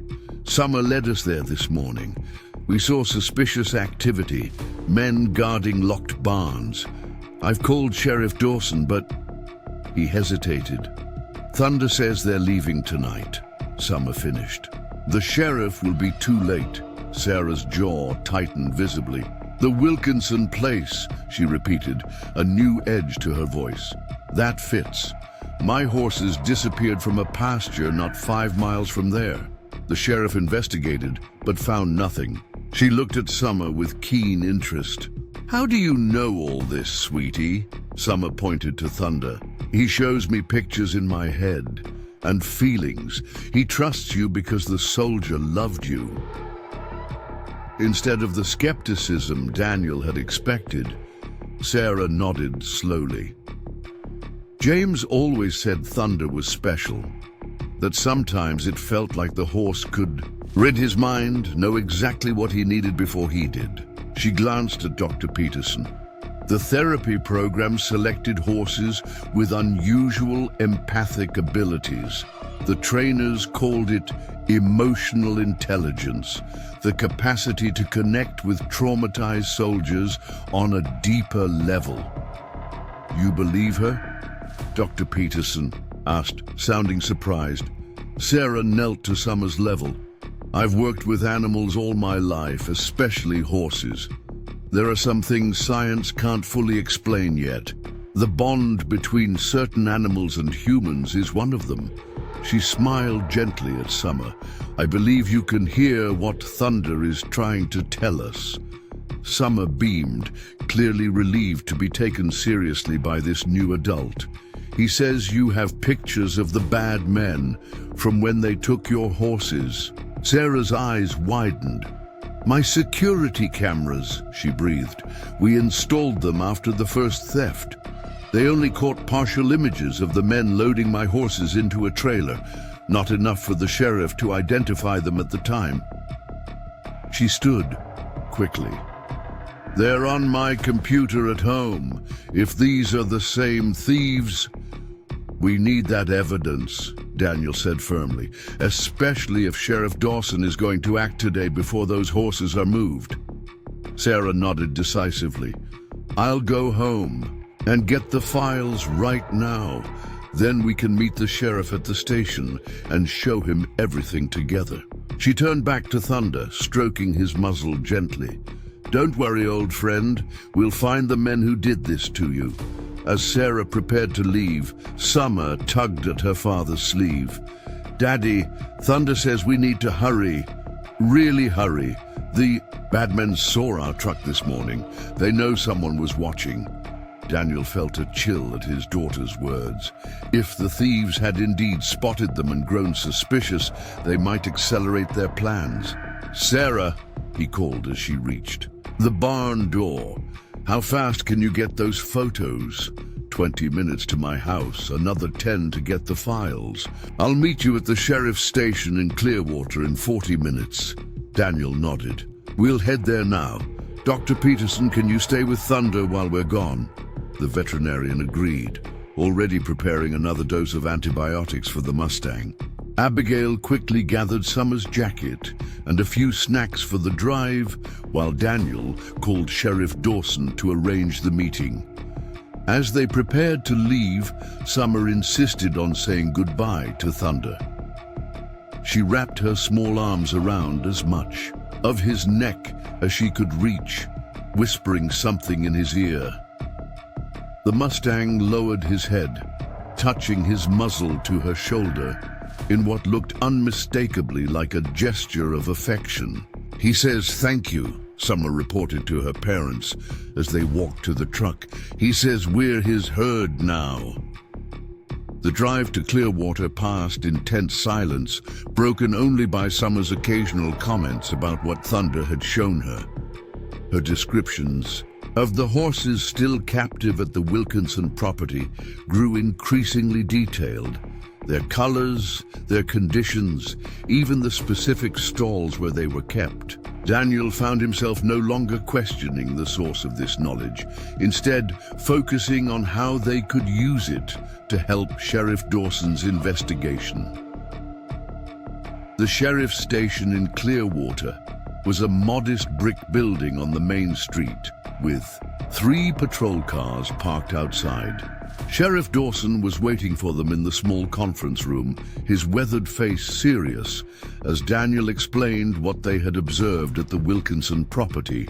"I was about to head out there when you called," Dawson said, checking his watch. "But without probable cause for a search warrant, I can only do another drive-by. Can't enter the property without permission or evidence of a crime." "That's why we need Sarah's security footage," Daniel explained. "If we can identify the same men who stole her horses, that might give you what you need." The door opened and Sarah hurried in, laptop in hand. "I've got it," she announced, quickly setting up the computer. "It's not great quality, but you can see faces in some frames." They gathered around as she pulled up the video files. The nighttime footage showed 3 men leading horses from Sarah's paddock into a large trailer. Despite the grainy quality, one man's face was clearly visible as he looked directly at the camera. "That's him," Summer said, immediately pointing at the screen. "That's the man we saw today at the bad place." Sheriff Dawson leaned closer, studying the image. "I know this guy," he said slowly. "Victor Reyes. He's been suspected of horse theft in 3 counties, but we've never had enough evidence to charge him." He looked at Sarah. "You filed a report when your horses were stolen." She nodded. 8 months ago, 3 therapy horses worth nearly $30,000. The investigation went nowhere. Dawson straightened. "Decision made. This is enough for me to get a warrant. If Reyes is operating at the Wilkinson property and planning to move horses tonight, we need to act quickly." "How long will the warrant take?" Daniel asked anxiously. "Judge Ellis is in his office today. I can have it within the hour." The sheriff began gathering his things. "I'll take 2 deputies with me. We'll approach carefully in case they're armed." "We're coming too," Sarah said firmly. Sheriff Dawson frowned. "This could be dangerous. These men won't go down without a fight if they're cornered." "Those are my horses they stole," Sarah countered, "and I'm trained to assess injured animals. You might need me." She paused, her voice softening slightly. "Plus, these horses know me. They'll be terrified after what they've been through. I can help keep them calm during transport." Dawson considered this, then nodded reluctantly. "Fine, but you stay back until we secure the scene." He turned to Daniel. "That goes for you too. And the little one stays here in town with her mother." "Actually," Daniel said slowly, glancing at Summer, who was watching them with those unnervingly mature eyes, "I think we might need Summer's help." "Absolutely not," the sheriff said immediately. "I'm not bringing a child into a potentially dangerous situation." "Thunder says I need to be there," Summer piped up. "The horses are scared. They need someone who can hear them." Sheriff Dawson looked at the child in bewilderment, then at Daniel with growing irritation. "What is she talking about?" Daniel sighed, knowing how insane it would sound. "Summer has a connection with Thunder. She seems to be able to communicate with him somehow. And through him, she knows things about the other horses, where they're kept, how many there are." He met the sheriff's skeptical gaze directly. "Everything she's told us so far has proven accurate, Sheriff. She knew about Sarah, about the military program, about the Wilkinson property. I can't explain it, but I've stopped questioning it." Dawson looked between them, clearly struggling with this bizarre turn of events. "Even if I believed in horse psychics, which I don't, I still wouldn't bring a child to a raid on armed suspects." "What if she stays in the car with me?" Abigail suggested. "Well away from the property, but close enough to help if needed. If these men are planning to move the horses tonight, time is critical. We can't waste hours searching the property if Summer can tell you exactly where to look." The sheriff ran a hand over his face, clearly uncomfortable with the entire situation. Finally, he nodded curtly. "She stays in the car with her mother, at least half a mile from the property line. And only if we need her information do we bring her any closer, with a deputy escort." "Agreed," Daniel said quickly before the sheriff could change his mind. "Meet me back here in 1 hour," Dawson instructed. "By then, I'll have the warrant and a team ready to go." As they left the station to prepare, Summer looked up at her parents with solemn certainty. "Thunder says we're doing the right thing. He says the horses have been waiting for someone to hear them for a long time." The afternoon sun hung low in the Montana sky, casting long shadows across the landscape as a small convoy of vehicles headed toward the abandoned Wilkinson property. Sheriff Dawson led the way in his patrol car, followed by a second cruiser carrying 2 deputies. Daniel drove behind them, with Sarah's truck bringing up the rear. Abigail and Summer waited in Daniel's pickup at the designated safe distance, parked on a scenic overlook with a partial view of the property through binoculars. Sheriff Dawson had devised a careful approach plan after studying satellite images of the property. The main entrance was likely watched, so they would access the property via the overgrown service road Summer had identified that morning. The warrant in Dawson's pocket gave them legal authority to search the entire premises, but the element of surprise would be crucial if the smugglers were indeed planning to move the horses that evening. As they neared the turnoff for the service road, Sheriff Dawson slowed, activating his radio. Everyone cut lights and engines for the final approach. We'll go on foot from the tree line. Remember, these suspects may be armed. Approach with caution. The vehicles pulled to a stop in a small clearing screened from the main property by a dense stand of cottonwoods. The afternoon heat had begun to wane, but the air remained thick with dry dust that clung to their clothes as they gathered for a final briefing. Miller, Lambert, you stay behind us until we secure the scene, Sheriff Dawson instructed, checking his sidearm. If we encounter resistance, you get back to the vehicles immediately. Understood? Daniel and Sarah nodded grimly. The sheriff handed each of them a handheld radio. Channel 3, if you need to reach us. Keep transmission to emergencies only. With practiced efficiency, Dawson and his deputies moved forward through the trees, weapons drawn but pointed downward. Daniel and Sarah followed at a distance, moving as quietly as possible over the rocky terrain. From their position half a mile away, Abigail and Summer watched through binoculars, the little girl unusually still beside her mother. The Wilkinson property came into view gradually. First, the dilapidated main house with its partially collapsed roof, then the various outbuildings in various states of disrepair. Most appeared abandoned, their windows broken and doors hanging askew, but the large equipment barn Summer had identified showed clear signs of recent activity. A heavy padlock secured the main doors, and the windows were covered with fresh lumber. Sheriff Dawson signaled the group to stop at the edge of the clearing, studying the scene before them. A battered pickup truck sat outside the main house, and smoke rose faintly from a small outbuilding that might once have been a caretaker's residence. Movement at the house, one of the deputies whispered, pointing to a figure emerging onto the porch. A thin man in a dark shirt who scanned the property briefly before lighting a cigarette. Dawson raised his binoculars. That's Reyes. One of his known associates, Miguel Ortiz, is likely inside. Not sure about the third man. He lowered the binoculars and turned to his team. Diaz, circle around to the back of the house. Martinez, with me through the front. We'll secure the suspects first, then check the barns. The deputies nodded, moving into position with practiced stealth.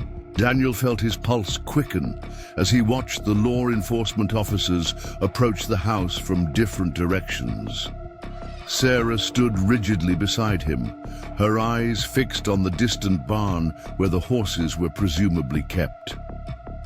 "They're coming," she whispered suddenly. "Look!" Daniel followed her gaze to see another man emerging from behind the barn, carrying what appeared to be loading equipment. He moved with purpose toward the house, unaware of the deputies closing in. Sheriff Dawson saw him too. With a quick hand signal to adjust their plan, he and Deputy Martinez accelerated their approach, using the scattered outbuildings for cover. What happened next unfolded with alarming speed. The man with the loading equipment spotted Deputy Diaz, moving toward the back of the house, and shouted a warning. Reyes dropped his cigarette and ducked inside, reappearing moments later with what looked like a rifle. Sheriff Dawson immediately called out, identifying himself and ordering the men to drop their weapons, his voice carrying clearly across the property. Instead of complying, Reyes fired a wild shot in the direction of the sheriff's voice. The sound, echoing across the landscape, Dawson and his deputies took cover, returning fire in controlled bursts aimed at disabling rather than killing. "Get down!" Daniel pulled Sarah behind a fallen log as bullets splintered tree bark around them. The gunfire lasted less than a minute, but felt like an eternity. A chaotic exchange that ended with Sheriff Dawson's amplified voice ordering the suspects once more to surrender. This time, silence followed. Then, slowly, Reyes and the second man emerged from the house with their hands raised. The third suspect tried to flee toward the back of the property, but was quickly intercepted by Deputy Diaz. "All clear," Sheriff Dawson called out after the suspects were handcuffed and secured in the patrol cars. "Lambert, Miller, you can come up now." Daniel and Sarah approached cautiously, stepping into the clearing where Dawson stood holstering his weapon. "Everyone okay?" Daniel asked, scanning the scene for injuries. "Fine," Dawson nodded. "Reyes and his crew gave up pretty quick once they realized they were outnumbered. They've been planning to move the horses tonight, just like Summer." "Who said the transport truck was scheduled to arrive at midnight?" "The horses," Sarah said urgently. "Where are they?" Still checking the buildings, a shout from the large barn interrupted him. Deputy Martinez waved from the doorway, having broken the padlock. "Sheriff, you need to see this." They hurried across the yard to the barn, Sarah in the lead. The heavy doors creaked open to reveal a sight that made Daniel's stomach turn. Inside, arranged in crude stalls built of scrap lumber, were 11 horses in various states of distress. Some bore fresh wounds similar to Thunder's, others showed signs of malnutrition and neglect. All were fitted with harsh rope halters that had rubbed raw patches on their faces. "My God," Sarah whispered, her professional composure cracking at the sight.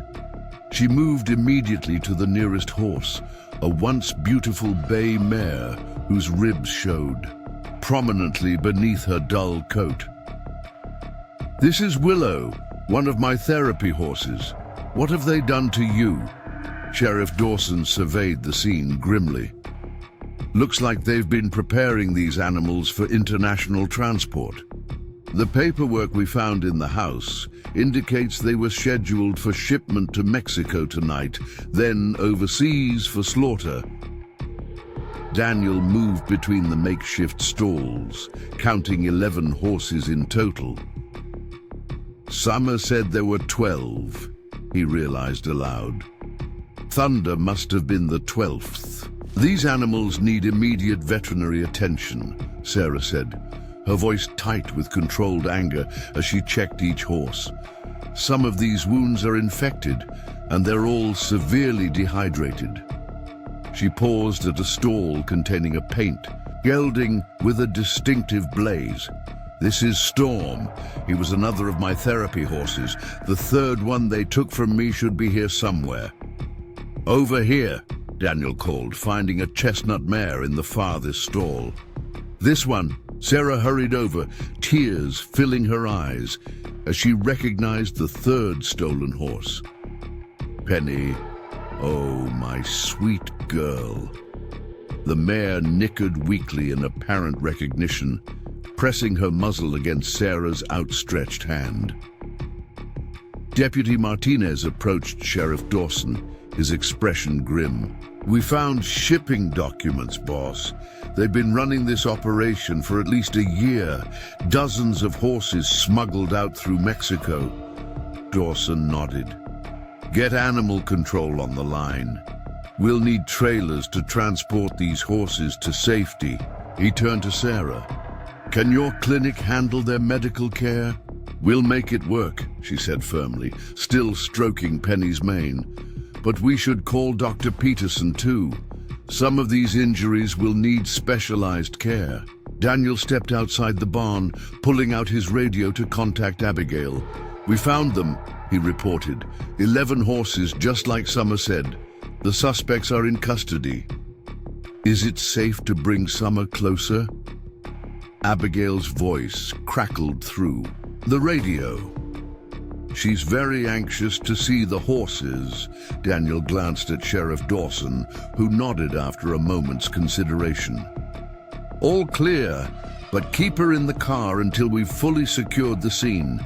Use the main entrance. It's safer now." Within minutes, Daniel's truck appeared on the property, moving slowly down the long, neglected driveway. It had barely come to a stop before Summer was pressing her face against the window, her eyes wide as she took in the scene before her. Daniel walked over and opened the door for his daughter, lifting her into his arms. "You were right, Pumpkin," he told her softly, "about everything. The horses are safe now." Summer wriggled to be put down. "Can I see them? They're scared. They need to know they're going to be okay." Daniel exchanged glances with Sarah, who had emerged from the barn. She nodded, her expression softening. "Let her come," Sarah said. "These horses have been through trauma. If she has even a fraction of the connection with them that she has with Thunder, she might be able to help calm them." Sheriff Dawson looked dubious but didn't object as Daniel led Summer to the barn entrance. "Stay close to me," he instructed his daughter. "Some of these horses might be too frightened to be approached." But Summer showed no fear as she walked into the dim barn. She moved with the same preternatural confidence she had displayed with Thunder, approaching the first stall where the bay mare Willow stood trembling. "It's okay," Summer said softly, extending her small hand palm up, just as she had seen Sarah do with Thunder. "The bad men are gone now. Sarah is here to take you home." To everyone's astonishment, the mare, who had shied away even from Sarah's familiar touch, lowered her head and gently sniffed Summer's hand before releasing a soft nicker. "She remembers your nice farm," Summer told Sarah, "with the apple trees and the blue water buckets." Sarah's eyes widened. "How could you possibly know about those?" she whispered. "I have apple trees in the paddock and I've always used blue buckets for their water." Summer moved from stall to stall, speaking softly to each frightened animal, sometimes relaying messages back to the adults. "This one hurt his leg jumping out of a trailer," she reported at one point. "And this one needs special medicine for his breathing." Deputy Martinez shook his head in wonder. "How is she doing that?" he asked Daniel quietly. "It's like she can read their minds." Daniel watched his daughter with a mixture of pride and lingering astonishment. "I don't know," he answered honestly, "but I've stopped questioning it."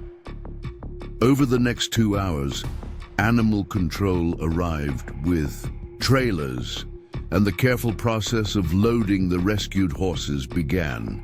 Sarah provided initial first aid for the worst injuries, while Summer helped keep the horses calm during the stressful loading process. Even Sheriff Dawson seemed impressed by the child's apparent ability to soothe the traumatized animals. "Never seen anything like it," he admitted to Daniel as they watched Summer leading a nervous gelding into a trailer with no resistance. "Been around horses all my life, but this," he shook his head, "special kid you've got there." "She is," Daniel agreed, feeling a swell of emotion. "I just wish I understood it better." "Some things aren't meant to be fully understood," Dawson said philosophically. "My grandmother claimed she could predict storms by talking to birds. Used to laugh it off until I realized she was never wrong." He clapped Daniel on the shoulder. "You headed back to check on that Mustang of yours?" Daniel nodded. As soon as we're done here, Dr. Peterson should have given him another treatment by now. I'd like to see him myself, Dawson said. Get some photos for evidence against Reyes and his crew. The injuries on that horse will strengthen our case considerably. By sunset, all 11 horses had been safely loaded into trailers. Sarah's 3 therapy horses would return to her farm, while the others would be temporarily housed at a rescue facility until their owners could be identified or new homes found. The evidence collected from the property, documents, branding, tools, illegal medications, filled several evidence boxes in Dawson's patrol car. As they prepared to leave, Summer insisted on checking the property once more. Thunder says there might be more horses, she explained with that eerie adult certainty, in a hidden place. Sheriff Dawson looked skeptical, but agreed to a final sweep. Where should we look? He asked Summer, his tone gentler than before. Summer closed her eyes briefly, that now familiar expression of concentration crossing her face. Under the big house, she said finally, there's a cellar door hidden by bushes. The sheriff exchanged glances with his deputies, then nodded. Worth checking. Martinez, bring the bolt cutters just in case.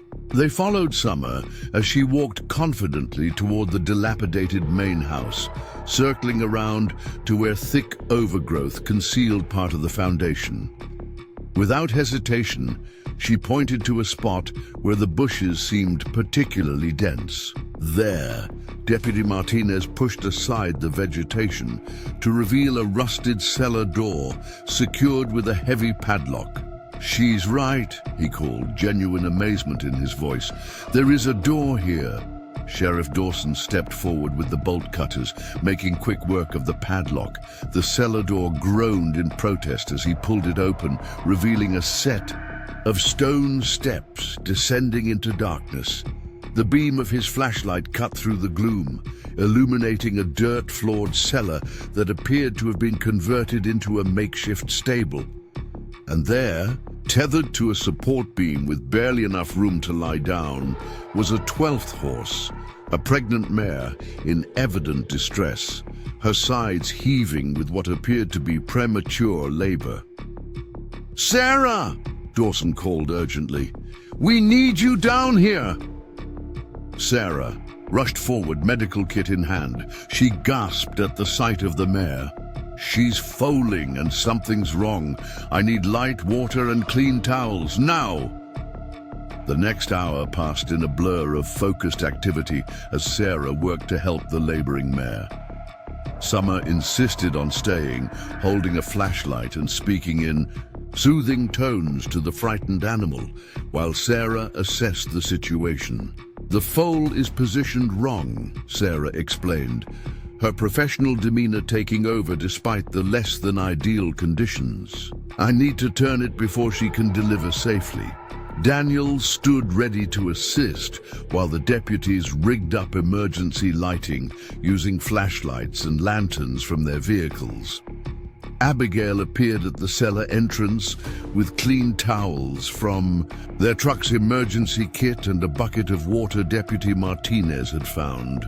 "Talk to her, Summer," Sarah instructed as she prepared to help the mare. "Keep her calm. This is going to be difficult." Summer nodded solemnly. Positioning herself near the mare's head, she began to whisper to the horse, one small hand stroking the sweaty neck, while Sarah worked at the other end with practiced movements. "She's very afraid," Summer reported. "She thinks her baby is going to die like the others." "Others?" Sarah looked up sharply. "Has she lost foals before?" Summer nodded. "The bad men bred her many times. They sell the babies." Sarah's expression hardened with renewed determination. "Not this time," she said firmly. "This foal is going to live, and so is she." With careful, expert movements, Sarah worked to reposition the foal within the mare. It was painstaking, difficult work, complicated by the mare's weakened condition and the less than sterile environment. But throughout the procedure, the mare remained surprisingly calm under Summer's gentle ministrations, responding to the child's whispered encouragements with an almost human understanding. "I think I've got it," Sarah announced finally, wiping sweat from her brow with her forearm. "The head is aligned properly now. She should be able to deliver if she has the strength." As if in response to Sarah's words, the mare gave a mighty push. Summer continued her whispered encouragement, and Daniel watched in awe as nature took its course. With several more determined efforts, the mare delivered a small, wet foal onto the clean. The journey back to the Lambert ranch was a procession of victory and concern, headlights cutting through the gathering dusk as the caravan of vehicles made its way along the dusty county roads. Daniel drove at the head with Abigail and Summer, followed by Sarah in her truck, then Sheriff Dawson's patrol car, and finally 2 animal control vans containing the rescued horses. The newborn filly and her mother traveled in Sarah's horse trailer, specially equipped with extra bedding and monitoring equipment for the delicate pair.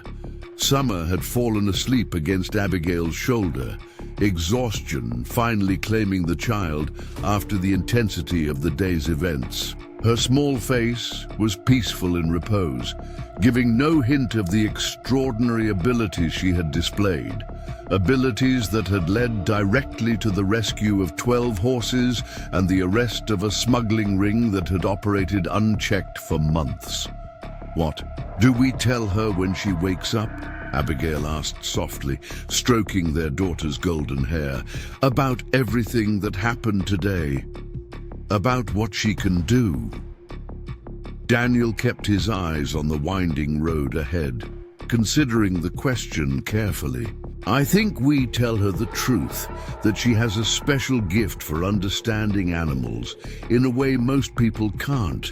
But we also make sure she knows it's not something to show off or talk about with everyone." "You think people wouldn't understand?" Abigail's voice held a protective edge. "Some would. Others might try to exploit it, or her." Daniel glanced in the rear-view mirror at the procession of vehicles behind them. "But after today, I think we've found a few people who do understand." As they pulled into their ranch yard, the familiar silhouette of their barn was a welcome sight. After the tension of the day, Dr. Peterson emerged at the sound of their approach, his weathered face breaking into a smile when he saw the convoy of vehicles. "Quite an expedition you've put together," he called as Daniel stepped out of the truck, carefully lifting the still sleeping Summer into his arms. "Sheriff Dawson radioed ahead. Told me you found all the horses, plus a surprise addition." "Newborn filly," Daniel confirmed. "Delivered in less than ideal conditions, but Sarah thinks they'll both pull through with proper care." Dr. Peterson's eyebrows rose. "In the field, that's no small feat." He glanced at Summer's sleeping form. "And I hear this little one was quite the horse whisperer today." Daniel nodded, a mixture of pride and protective caution in his expression. "She has a way with them." "How's Thunder doing?" "See for yourself." Dr. Peterson gestured toward the barn. "He's made remarkable progress. I've never seen healing like it, especially in wounds that were infected." Inside the barn, Thunder stood alert in his stall, head high and ears pricked forward at the sound of their approach. His coat, though still bearing the marks of his ordeal, had begun to regain some of its natural luster, and the wounds on his flank showed significant improvement. When he spotted Summer in Daniel's arms, he nickered softly, stretching his neck over the stall door. The sound roused Summer, who blinked drowsily before her eyes widened with recognition and delight. "Thunder!" she exclaimed, wriggling to be set down. "You look so much better." Daniel lowered her carefully to the ground, and she immediately rushed to the Mustang, who lowered his head to her level in what had become their familiar greeting. Summer wrapped her arms around his neck, burying her face in his mane, and the horse stood perfectly still, as if understanding the importance of the moment. "We found them all," Summer whispered to Thunder, "just like you showed me. The mama horse had her baby too, and they're both okay." Thunder nickered softly, his breath ruffling Summer's hair. To Daniel, watching this interaction, it seemed for all the world like an actual conversation between two beings who perfectly understood each other. The barn doors opened again as Sarah entered, followed by Sheriff Dawson. The sheriff stopped short at the sight of Thunder, letting out a low whistle of appreciation. "So this is our escape artist," he said, approaching carefully. "The one who started it all." Thunder regarded the newcomer with intelligent eyes, standing protectively close to Summer, but showing no signs of fear. Sheriff Dawson maintained a respectful distance, studying the Mustang with professional interest. "Those brand marks match the ones on the other horses," he observed, pointing to the crude symbols on Thunder's flank. "And you say he had the military marking under his mane as well?" Daniel nodded, stepping forward to gently part Thunder's mane, revealing the faded diamond with line insignia that connected him to James Harris and the military therapy program. "It's grown out quite a bit, but it's still visible." Sarah approached next, her expression soft with wonder as she observed Thunder's improved condition. "He looks so much better already," she said, carefully extending her hand, which Thunder sniffed before allowing her to stroke his neck. "Hard to believe this is the same horse who collapsed from exhaustion just 2 days ago." "He had an important mission," Summer declared solemnly. "He had to get better fast." The adults exchanged glances over her head, still adjusting to the matter-of-fact way the child spoke about her unusual connection with the horses. Sheriff Dawson cleared his throat, addressing Daniel. "I've taken preliminary statements from you and Sarah, but I'll need you both to come into the station tomorrow to sign formal affidavits about what you witnessed at the Wilkinson property." He hesitated, his gaze dropping to Summer. "As for the little one, I'm not sure how to include her contributions in an official report." "Perhaps it's best if you don't," Abigail suggested gently. "At least not the details of how she knew certain things, just that she helped identify locations on the property." Dawson nodded, clearly relieved at the suggestion. "That seems simplest. I've been a lawman for 27 years, and I still don't have a box to check for information provided by telepathic communication with a horse." His tone was light, but his eyes held a newfound respect as he looked at Summer. The sound of vehicles approaching interrupted their conversation. Through the barn doors, they could see the animal control vans pulling up, ready to transfer their charges to various safe locations for the night. Sarah excused herself to oversee the transportation of the pregnant mare and newborn filly to her facility, where they would receive specialized care. "I'd like to take Thunder there too," she suggested, pausing at the barn door. "My setup is better equipped for monitoring his recovery, and having him nearby might help calm the other horses." Summer's face immediately fell at the suggestion. "But he just got here," she protested, her arms tightening around Thunder's neck. "He's part of our herd now." Sarah knelt to Summer's level, her expression gentle. "I know you've formed a special bond with him, sweetie, but he was originally a therapy horse, trained to help people heal from emotional wounds. The other horses I care for, especially the ones we rescued today, have been through terrible trauma. Thunder might be able to help them feel safe again, just like he did with his soldier friend. Summer's brow furrowed in thought, her small face serious as she considered this. She turned to Thunder, pressing her forehead against his muzzle in their now familiar gesture of communion. For a long moment, they remained that way, the child and the horse seemingly locked in silent conversation, while the adults watched in respectful silence. Finally, Summer stepped back, nodding reluctantly. Thunder says he wants to help the other. Horses, she reported, her voice small but resolute. Especially the new baby, but he says he'll come back to visit us. Sarah smiled, genuine appreciation in her eyes for Summer's selflessness. He absolutely will, and you can come visit him. At my farm anytime you want. I have a feeling he'll always have a special connection with you, no matter where he is. The process of loading Thunder into Sarah's trailer was surprisingly smooth, with the Mustang walking willingly up the ramp with only gentle guidance. He seemed to understand the purpose of the journey, showing none of the resistance common in horses facing trailer transport after traumatic experiences. As Sarah secured the trailer, Summer stood watching, with a mixture of pride and sadness evident on her small face. Daniel knelt beside his daughter, placing a comforting arm around her shoulders. "You did an amazing thing today, Pumpkin," he told her softly. "You trusted what Thunder was showing you, even when it seemed impossible. Because of that, 12 horses are safe tonight, instead of being shipped off to a terrible fate." Summer leaned against her father, her eyes still fixed on the trailer where Thunder was now secured for transport.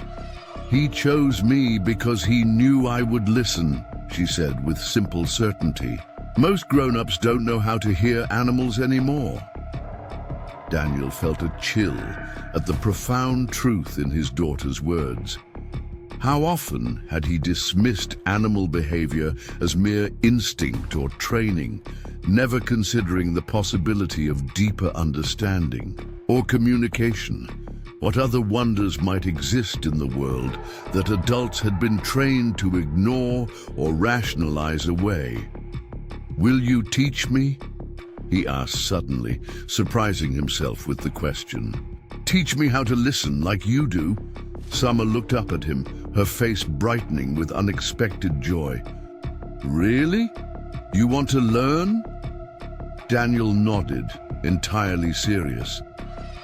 "I think it's time I opened my mind to possibilities I never considered before." Summer's smile was like the sun breaking through clouds. "It's mostly about being quiet inside," she explained earnestly, "and believing they have something important to say." Sarah approached, keys in hand, ready to depart with her precious cargo. "We're all set," she announced. "Dr. Peterson is going to follow me back to my place to help settle everyone in." She knelt to Summer's level. "Thank you for trusting me with Thunder. I promise I'll take excellent care of him." Summer nodded solemnly. "He knows. That's why he's okay with going. He says you have the same kind heart as the soldier." Sarah's eyes misted at this, and she quickly blinked away tears. "That's the highest a compliment anyone has ever given me," she said softly. "James had the most beautiful heart of anyone I've ever known." As Sarah and Dr. Peterson departed with Thunder and the other recovered horses, Sheriff Dawson prepared to leave as well, a few smugglers secured in his patrol car for transport to the county jail. "I'll need those statements tomorrow," he reminded Daniel. "And, well, I just wanted to say that what I witnessed today has given me a lot to think about. I've been around horses all my life, but I've never seen anything quite like what your daughter can do." Daniel nodded, watching the taillights of Sarah's trailer disappear down the long driveway. "It's opened my eyes too, Sheriff. to possibilities I never would have believed before thunder collapsed in our driveway 2 days ago. After all the vehicles had departed, the Lambert family returned to their farmhouse, the events of the day catching up with them in a wave of physical and emotional exhaustion. Abigail prepared a simple dinner while Daniel helped Summer with her bath, washing away the dust and grime of their adventure at the Wilkinson property. "Are you sad that Thunder went with Sarah?" Daniel asked as he helped Summer into her pajamas. Summer considered this, her head tilted thoughtfully. "A little bit," she admitted, "but he's not gone forever, and he has important work to do, helping the other horses feel better." She looked up at her father with those disconcertingly wise eyes. "Sometimes you have to let someone go so they can do what they're meant to do." Daniel felt his throat tighten at the simple wisdom in his daughter's words. "That's very true, Pumpkin, and very grown-up of you to understand that." Over dinner, they discussed the events of the day, allowing Summer to process the more frightening aspects: the armed confrontation, the distressed horses, the difficult birth of the foal, in the safety of their kitchen. She seemed remarkably untraumatized, accepting each part of the experience with the resilience children often show when supported by loving adults. "What will happen to the bad men?" she asked as Abigail served apple pie for dessert. "They'll go to jail," Daniel explained. "Sheriff Dawson says they'll face charges for stealing horses, animal cruelty, and smuggling. They won't be hurting any more horses for a very long time." Summer nodded, satisfaction evident in her expression. "Good. Thunder says they hurt lots of horses before him. Some of them went across the big water and never came back." Daniel and Abigail exchanged glances, still adjusting to these casual references to Thunder's communications. It was Abigail who voiced the question that had been on both their minds throughout the extraordinary day. "Summer, honey, when did you first realize you could understand what animals were thinking? Was it only with Thunder, or have you always known?" Summer considered this, licking apple pie from her fork. "I think I always kind of knew what animals were feeling," she said finally. "Like when our cat Mittens was sick last year. I knew her tummy hurt before she started throwing up, and I can tell when the birds in our yard are scared or happy." She took another bite of pie, then added, "But Thunder is different. He shows me actual pictures in my head, and sometimes words too. He says it's because he learned how to talk to humans when he was with the soldier." Daniel leaned forward, fascinated despite his lingering skepticism. "What do you mean he learned how to talk to humans?" "The soldier and Thunder practiced a lot," Summer explained matter-of-factly. "The soldier would think really hard about pictures, and Thunder would try to understand them. Then Thunder would try to send pictures back." She shrugged, as if this were the most natural thing in the world. "That's why Thunder is special.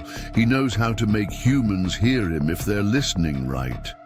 "And you were listening right," Abigail said softly. Summer nodded.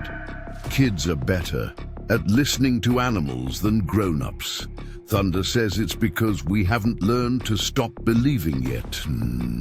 After dinner, as bedtime approached, Summer asked to look at the stars from the porch before going to sleep. Daniel wrapped her in a blanket against the cooling night air, and the three of them sat on the porch swing, gazing up at the vast Montana sky blazing with stars. "Do you think the soldier can see Thunder now?" Summer asked suddenly. "From heaven?" Daniel pulled his daughter closer, considering his answer carefully. "I think that people we love are never really separated from us, even when we can't see them anymore. So yes, I believe James knows that Thunder is safe now, and that he helped save other horses too." Summer seemed satisfied with this answer, nestling against her father's side. Thunder says the soldier visits him in dreams sometimes. That's how he knew to find us when he escaped from the bad men. The soldier showed him our farm in a dream. Daniel and Abigail exchanged another glance over their daughter's head, wordlessly acknowledging the beautiful mystery of this statement. Whether it was literally true or a child's way of understanding the unexplainable, there was something profoundly touching in the idea that James Harris might still be watching over his beloved therapy horse, guiding him to safety even after death.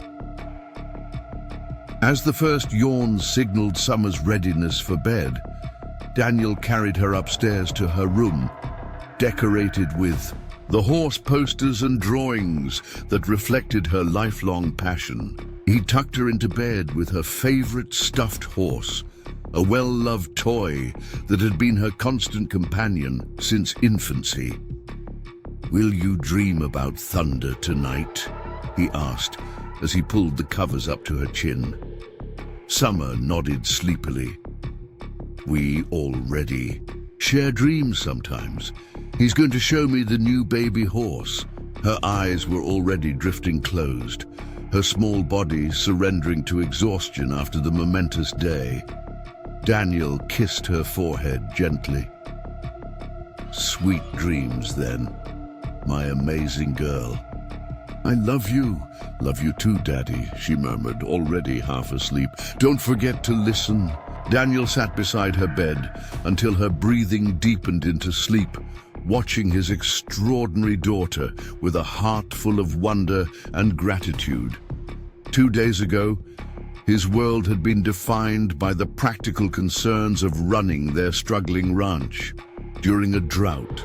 Now he found himself contemplating connections between humans and animals that went beyond training or instinct, connections that spoke to a deeper understanding that perhaps children, with their open hearts and unconditioned minds, could access more easily than adults.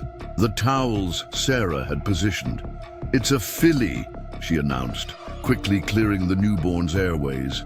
"A little early, but she looks strong."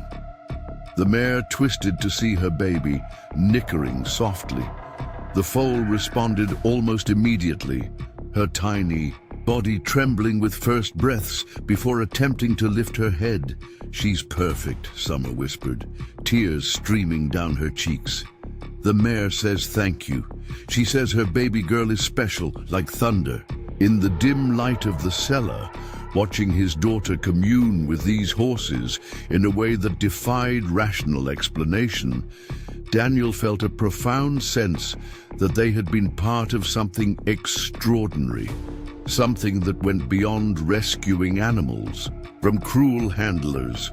By sunset, all 12 horses had been safely loaded into trailers.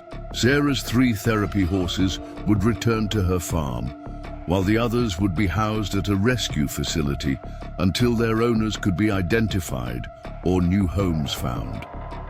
The journey back to the Lambert Ranch was a procession of victory and concern, headlights cutting through the gathering dusk as the caravan of vehicles made its way along the dusty county roads. Summer had fallen asleep against Abigail's shoulder, exhaustion finally claiming the child after the intensity of the day's events. Inside the barn, Thunder stood alert in his stall, head high and ears pricked forward at their approach. His coat, though still bearing the marks of his ordeal, had begun to regain some of its natural luster.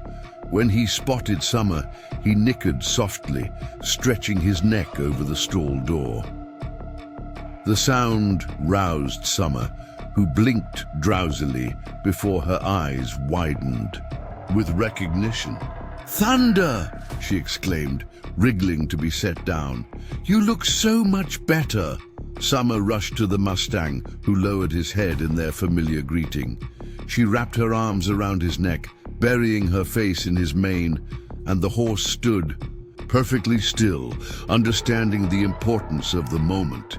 "We found them all," Summer whispered. just like you showed me. The mama horse had her baby too, and they're both okay."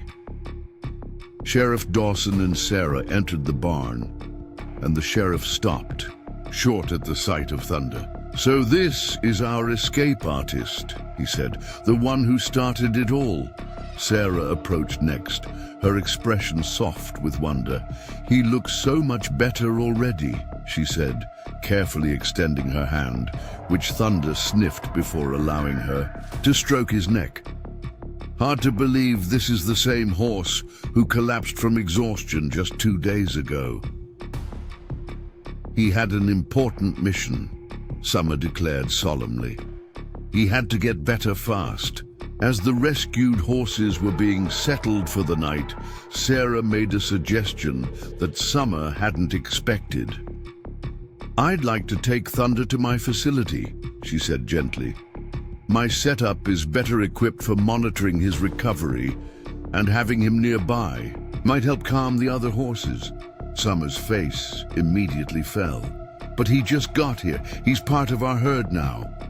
Sarah knelt to Summer's level. "I know you formed a special bond with him, sweetie, but he was originally a therapy horse, trained to help people heal from emotional wounds. The other horses have been through terrible trauma. Thunder might be able to help them feel safe again, just like he did with his soldier friend." Summer turned to Thunder, pressing her forehead against his muzzle in their now familiar gesture of communion. For a long moment, they remained that way, seemingly locked in silent conversation. Finally, Summer stepped back, nodding reluctantly. "Thunder says he wants to help the other horses," she reported, her voice small but resolute. "Especially the new baby. But he says he'll come back to visit us." As Sarah secured Thunder in her trailer, Summer stood watching with a mixture of pride and sadness. Daniel knelt beside his daughter, placing a comforting arm around her shoulders. "You did an amazing thing today, Pumpkin," he told her softly. "Because of you, 12 horses are safe tonight instead of being shipped off to a terrible fate." "He chose me because he knew I would listen," Summer said with simple certainty. "Most grown-ups don't know how to hear animals anymore." Daniel felt a chill at the profound truth in his daughter's words. How often had he dismissed animal behavior as mere instinct or training, never considering the possibility of deeper communication? "Will you teach me?" he asked suddenly. "Teach me how to listen like you do." Summer's smile was like the sun breaking through clouds. "It's mostly about being quiet inside," she explained earnestly, "and believing they have something important to say." As Sarah prepared to depart with her precious cargo, she knelt to Summer's level. "Thank you for trusting me with Thunder. I promise I'll take excellent care of him." Summer nodded solemnly. "He knows. That's why he's okay with going. He says, you have the same kind heart as the soldier." Sarah's eyes misted at this. "That's the highest compliment anyone has ever given me. James had the most beautiful heart of anyone I've ever known." That evening, as the Lambert family sat down to dinner, Summer seemed thoughtful, but remarkably at peace with the day's events. "What will happen to the bad men?" she asked as Abigail served apple pie for dessert. "They'll go to jail," Daniel explained. "They won't be hurting any more horses for a very long time." Summer nodded with satisfaction. "Good. Thunder says they hurt lots of horses before him." As bedtime approached, Summer asked to look at the stars from the porch. Daniel wrapped her in a blanket, and the three of them sat on the porch swing, gazing up at the vast Montana sky. "Do you think the soldier can see Thunder now?" Summer asked suddenly. "From heaven?" Daniel pulled his daughter closer. "I think people we love are never really separated from us, even when we can't see them anymore. So yes, I believe James knows that Thunder is safe now, and that he helped save other horses too." Summer nestled against her father's side. Thunder says the soldier visits him in dreams sometimes. That's how he knew to find us when he escaped from the bad men. The soldier showed him our farm in a dream.